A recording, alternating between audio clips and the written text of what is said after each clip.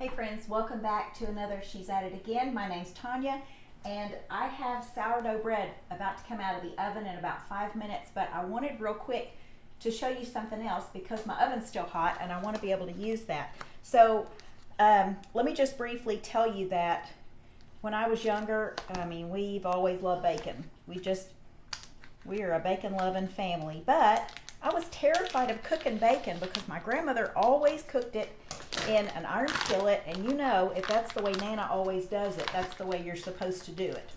So I tried to cook it in an iron skillet, and man, I'm telling you what, that stuff just popped at me. It was almost like I was in the midst of a drive-by shooting or something. I just could not get away from it. So for years I tried all these little tricks to try to figure out how to keep the grease from popping all over my arms and being scared of it. And finally I just toughened up and I was like, okay, fine, I'll do it. But it really didn't make sense to me to cook something long and skinny in a circle-shaped skillet. So in my mind, again, it's one of those things that keeps me awake at night. I'm trying to figure out how to make bacon better. So I'd heard of people baking it in the oven, and I thought, that just doesn't seem very efficient. But once I tried it, it really is. It really is so much more efficient. So I'm not saying you're doing it the wrong way, but I'm just saying give this a shot. If it's something that sounds like something maybe you've dealt with in the past, if you have PTSD over cooking bacon, then this might be one of those things that gets you back to eating bacon again, like we really need an excuse. So what I'm doing is, you can see the brand that I'm using here, and I apologize, I realize that not everybody has a Kroger store, but if you're in a state, friends from Oklahoma, you know I'm talking to you, that does not have a Kroger store, then surely to goodness there's a store in your area that carries uncured bacon. This is all I'm asking you to do, is consider uncured, because the cured, of course, is cured with an ingredient that has nitrites and nitrates in it and is a known carcinogen. So let's just say go look for some uncured bacon. Now you can get the smoked bacon, of course, that's what everybody wants, I think, but get the thick, the thin, whatever it takes to make your family happy, and just put it on. This is a broiler pan. It comes in two parts. You have the upper part with the holes in it, the drain holes, and then you have the bottom that's solid. That's going to catch the grease, and that's the part you're going to use in other things too, like cooking beans, fried potatoes, things like that, cooking your eggs in the morning, your fried egg.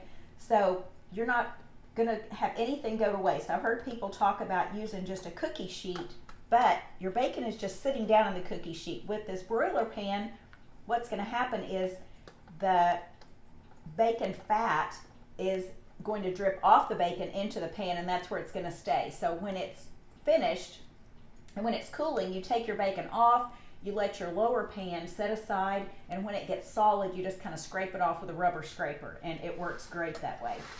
So we've got one pan done, and I figure if you're going to make one pan of bacon, you might as well make two. And I know this is going to sound crazy to a lot of people. Somebody's going to report me to something, I don't know.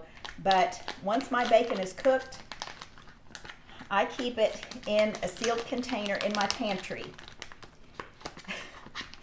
I know that sounds like I'm really putting myself in danger, but it's bacon and it doesn't hurt you.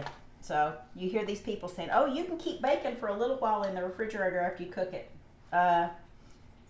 Well, maybe it's just Arkansas or maybe it's just me, but I keep mine in the pantry in a sealed container, and when I get ready for it, I just take it out. So there you have it.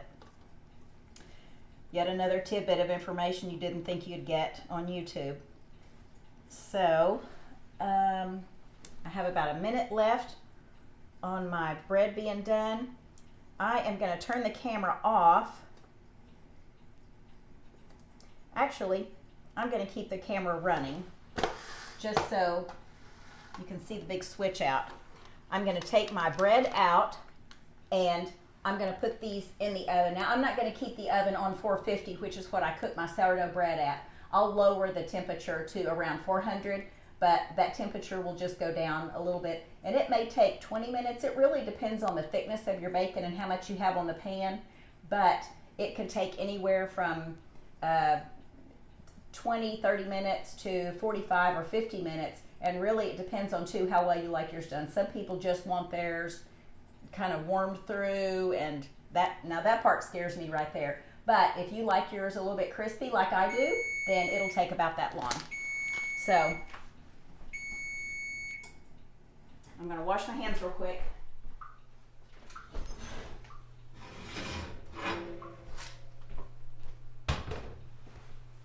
So oven is off. I'll put one pan down below. I think I'm going to move this one rack up.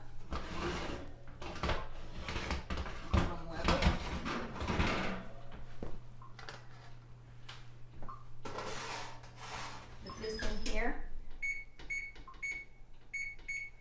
I'll turn my temperature down to 400, and when we come back, I'll let you know how long it's taken, and I'll get you to take a look at it.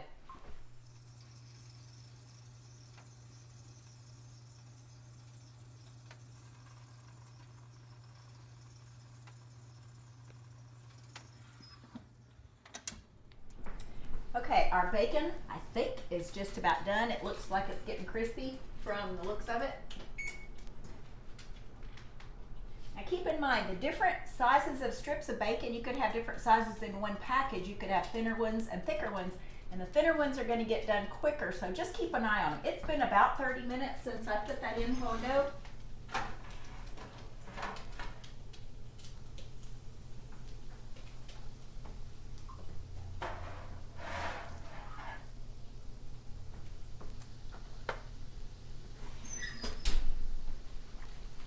This is what our bacon looks like. Our grease has all dripped to the bottom layer, so it's not just sitting in a puddle of grease. But as you can see, the end pieces have gotten cooked thoroughly. They're still a little bit floppy now, but it's just because they're still hot. But once they cool off, they'll crisp up. These pieces on this end are done. And then the ones in the center still have a little bit of time before they get crispy. So I'm going to transfer all these to one pan and pop it back in the oven.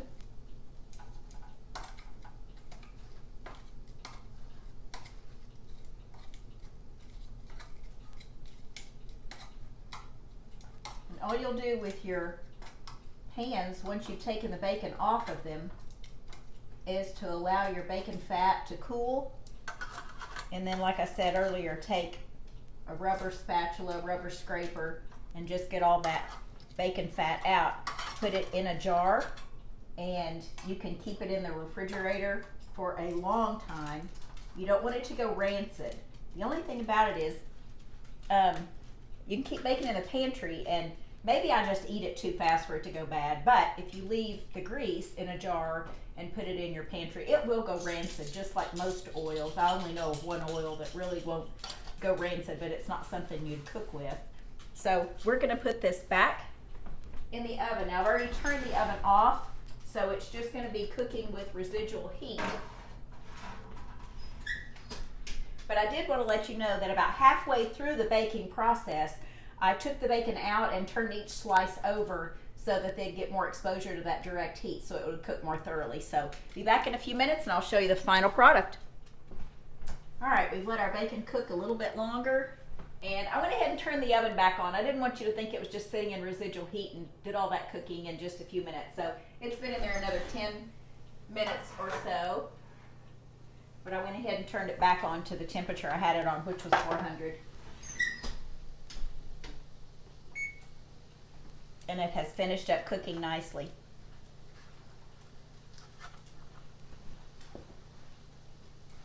If you don't have a broiler pan with a catch pan underneath it, you can always use baking racks on a large cookie sheet or something like that. some people have said if you take a lot of, not plastic of course, but metal forks and line them up, you can lay your bacon on that, or something that just raises it off the bottom level of your pan just so it won't be sitting in all that grease. But there's a lot of ways to improvise that. But chances are, if you've ever bought a new stove, then you have a broiler pan, because most of them come with a broiler pan. That's how I have two, because I have double ovens.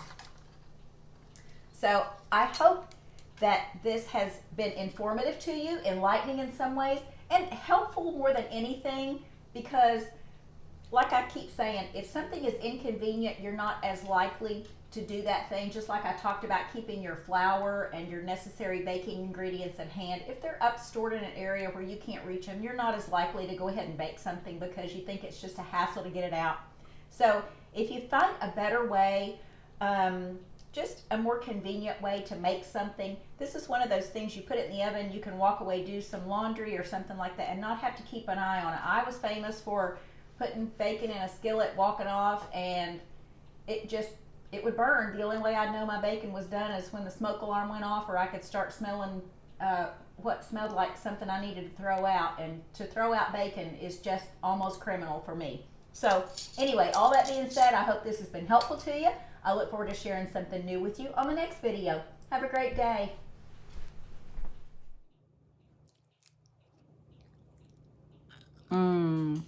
So good. So good.